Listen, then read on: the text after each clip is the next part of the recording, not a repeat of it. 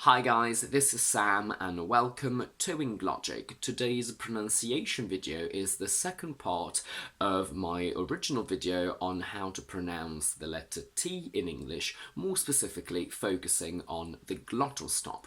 I originally shot this video as a single one, but then I realised it was far too long and I was giving you far too much information. So I then decided to split it into two. So now please don't forget to like this video, subscribe to my channel, and let's get started.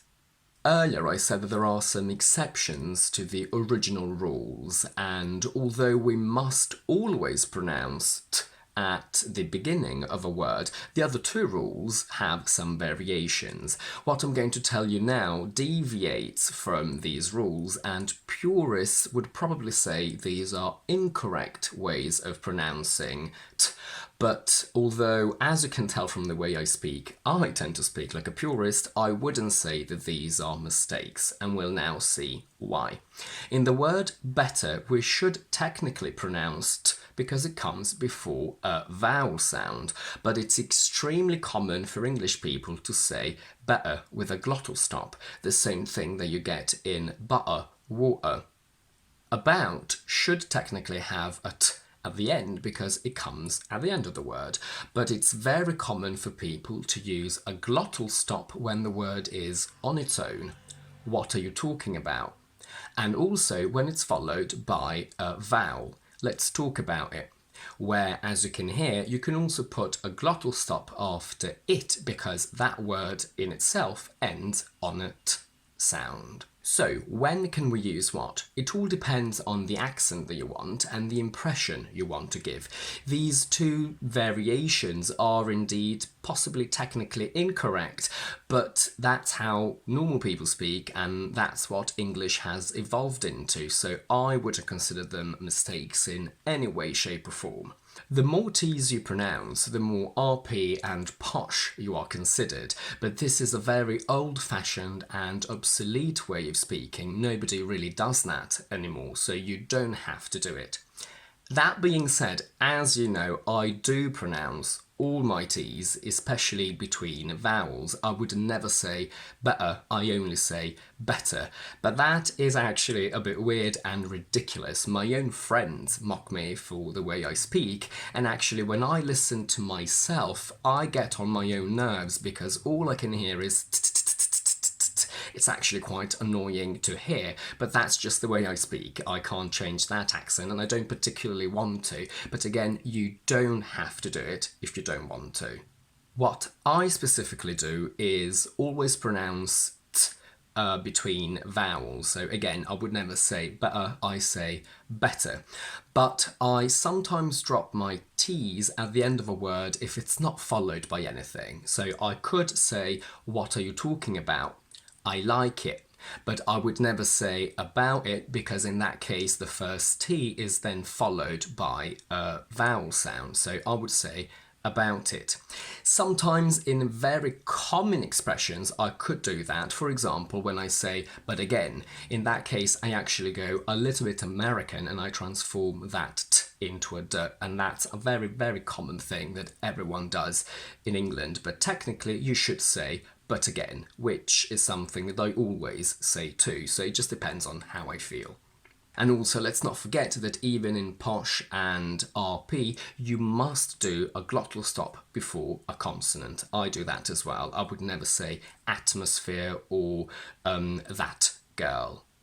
Feel absolutely free to use the glottal stop, but make sure you don't use it all the time, especially in formal contexts. As I've mentioned in other videos, in England we judge people by the way they speak, and using a glottal stop all the time may have a slightly negative impact on the impression that you make, especially in a job interview, for example. So in a formal context, I would suggest you don't drop your T's before a vowel, so I would say better, but you can drop it at the end of a word, so I don't know what you're talking about.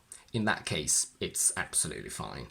In very thick regional accents, for example thick Cockney, that sound is not only swallowed but it's completely removed. They don't even put a glottal stop, so instead of saying better or better, they would say better, bear, like that. But that is not something that you should copy as a learner. Please do not do this in English exams or generally in your everyday life.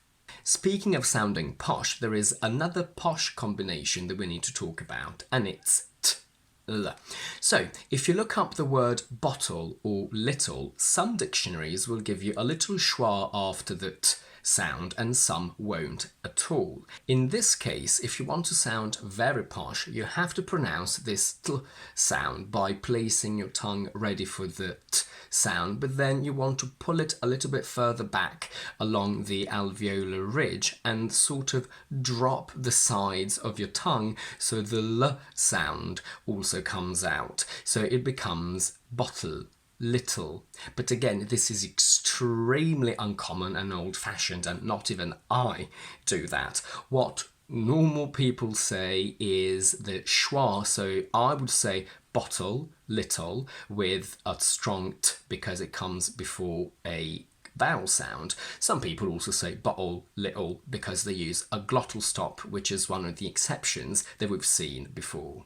When we create adverbs by adding li, we basically always use a glottal stop, apparently, absolutely.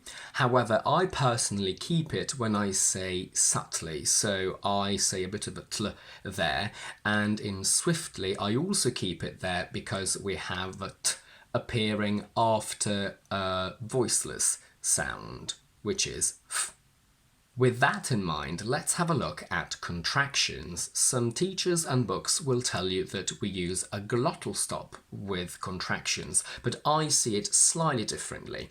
When the contraction is followed by a verb, I don't think we say either t or glottal stop. We say basically nothing. So, I won't go, she doesn't play. We basically merge them together without anything. We completely remove that letter T. When, however, the verb is followed by a vowel sound, I personally pronounce it, so I don't understand. But what most people say is, I don't understand, where, again, I think you completely remove the sound altogether. But when the contraction is on its own, we often use a glottal stop without the t. So I would say, I don't, she couldn't. And you have to make sure that you do this glottal stop even though it's at the end of a word after an N sound, because it needs to shorten that sound. If you don't say anything, it would come out as I don't, she couldn't, and that's too long, so my brain understands that you are leaving out an important sound. And that's it for today, but before we go, I just wanted to say that although the glottal stop may sound very difficult to you as a non-native speaker, it's actually there to help you. So once you start incorporating it into your speech, it will be hard at first, but once you get the hang of it, you will never be able to go back to saying that girl or that boy. Your brain and mouth will only be able to say that girl, that boy, which is exactly what you want. If you like this video, please don't forget to give it a thumbs up, to subscribe to my channel down below, and do let me know in the comments if you've ever thought or heard about the glottal stop and if you have it in your language as well. In the meantime, I will see you on Thursday and Monday with my quick vocabulary videos, and on Tuesday with my next explanation one.